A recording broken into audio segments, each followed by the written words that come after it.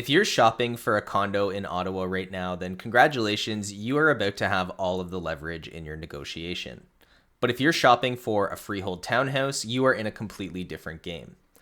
Ottawa in 2026 is a story of two very distinct and different markets, and if you don't know which of those markets you're operating in, you're very liable to either overpay on the buy side or undersell your property if you're listing.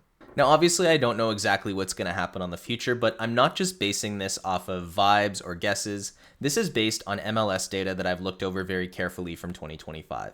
And every prediction that I'm about to make for you is based on one thing, and that is months of inventory, which is a stat that is often not making the headlines, but it's one that I think is the best leading indicator on where the market is going directionally and where prices are going to go as a result. Now, the main thing to understand here is that months of inventory is the number that we get if we take the number of properties that are sitting on the market at the end of a month and divide it by the rate at which properties were selling throughout that same period. And what that gives us is a measure of how quickly things are selling, how much supply there is, and how much demand there is. So if this number is higher, it means that the market is slow, there's a lot of supply or a lack of demand or both. And if that number is lower, it means we're in more of a seller's market where things are moving quickly, there's not as much of a buildup in supply, and buyers are showing a lot of demand for that type of property. So if we jump into the numbers for 2025, we can see that the average months of inventory was 4.15 for condos and 2.75 for freeholds. But if you look at the graph here, it shows that throughout the year, that gap was actually increasing. Now, both freeholds and condo properties went up, but condos went up quite a bit more and finished the year just under 6 months of inventory, which is the limit as to where a balanced market is. Anything over 6 months is considered a buyer's market. Anything between 4 and 6 is considered a balanced market, and anything under 4 is considered a seller's market.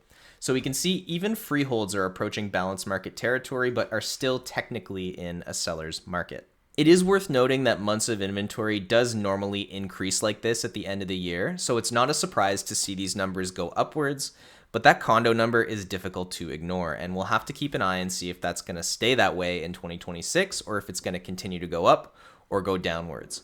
But what I can tell you is it's probably going to, at least for the first few months of 2026 and probably beyond, lead to further price decreases in that section of the market. So as a result of these increasing months of inventory numbers, specifically for condos, my first prediction for 2026 is that condominium prices are going to continue to go down for at least the first 6 months of the new year. And this is continuing a trend that was already happening in 2025. Prices for condos went down about 7.6% year over year in December of 2025. And the decreasing prices plus the increasing months of inventory at the same time point to a market that is not fixing to turn around, but rather one that's going to continue to fall for a little while longer. And just to drive this point home, I want to show you another graph here that's showing the median prices for 2025 overlaid with that months of inventory trend that we just looked at for condos. And we can see here that months of inventory is a fantastic leading indicator for what prices are going to do. It's not perfect. There's no perfect way to predict what's going to happen, but we can see here as the months of inventory was going down at the beginning of the year, we saw an increase of prices throughout the spring.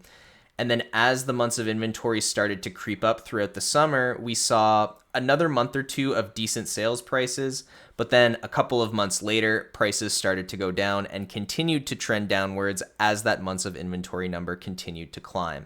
So higher inventory equals downward pressure, and this graph shows that for you very clearly. Now, what this means for you is if you're considering buying a condo, it's a great market to do it in.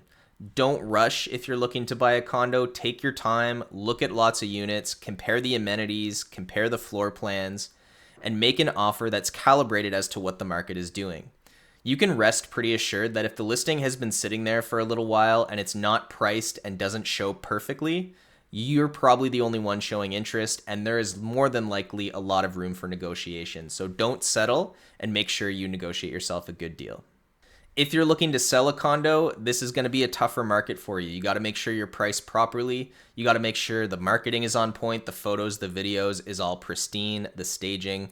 And even based on that, you still may have to negotiate a price that's a little bit lower than what you were expecting because these prices are still trending downwards. Even if a couple of units sold in the building over the last 6 months that were at a certain price point, there's a very real possibility that you may have to sell your listing a little bit below that, which sucks, but that is the market we are in right now for condos until things turn around. For freehold properties, my prediction is that the market is going to stay relatively stable for freeholds in general, but the more precise prediction that I wanted to make is that townhomes are going to outperform detached properties in 2026. The stats have reflected this for a little while, that the townhouse market is a little more brisk, and there's a few reasons for this, but I think the main one is that townhomes are just more affordable. The price point is more approachable for most people, and a townhouse is enough for most people to live in. When affordability takes a hit, if prices are too high or interest rates are too high or people are concerned about their job, they're not as excited to take on a big monthly payment that comes along with a detached property. And as a result, people who are maybe thinking of buying a detached will downgrade and look at townhouses. People who are looking at townhouses will downgrade and look at condo towns, and people who are looking at condo towns will, downgrade and look at apartment condos. And the reason for this prediction is again based on months of inventory. So if we look at this graph here, it's rather similar. This chart's months of inventory again, but it's breaking it out by townhouse and detached. So for townhouses, we can see we started the year at 1.8 months of inventory, which is very firmly in seller's market. And we finished the year at 2.41, which is definitely higher, significantly higher, but still very much in seller's market territory. Now for detached, we started at 3.1 months of inventory and saw that climb throughout the year. There were kind of a few weird bumps and drops along the way, but we finished the year in balanced market territory at 4.44 months.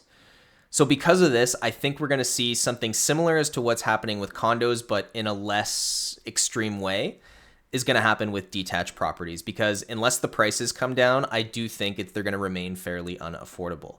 So I could see detached prices easing a little bit. I think townhouse prices are going to stay fairly stable, maybe come down slightly depending on what happens in the economy and that sort of thing. But because most people want that kind of at least 2 to 3 bedroom lifestyle, and most buyers have a preference for freehold properties compared to condos, I do anticipate townhouses continuing to be a pretty hot commodity in 2026. And this difference is already reflected in the sales prices that we saw at the end of 2025. Detached properties were down about 3% year over year, whereas townhouse properties were down only 1.7%. So in summary, heading into 2026, I think, again, this is just my predictions, what we can expect is decreased condo prices, increasing inventory, and continued softness in that part of the market until prices come down significantly and that inventory is absorbed by buyers who are waiting out there for a price that they think is reasonable for a condo. For freeholds, we're going to see relative stability and a tighter market, more demand, inventory that gets absorbed a little bit faster, but we're going to see a split between what happens in detached properties and what happens in townhouse properties. This trend has already started in 2025, and I expect it to become more pronounced in 2026. I think townhomes are going to be the hottest product this year. I will continue tracking all of this data, so I'll kind of be updating these predictions as the year goes on, but this is where I expect things to go right now. If you want any information on a specific neighborhood or property type that's of interest to you, never hesitate to reach out. It would be my pleasure to provide that information for you. And drop a comment below and let me know where you think the market's going to go. Do you think I'm right? Do you think I'm completely off base? Don't be shy. Let me know, and have a fantastic rest of your January. We will see you in February.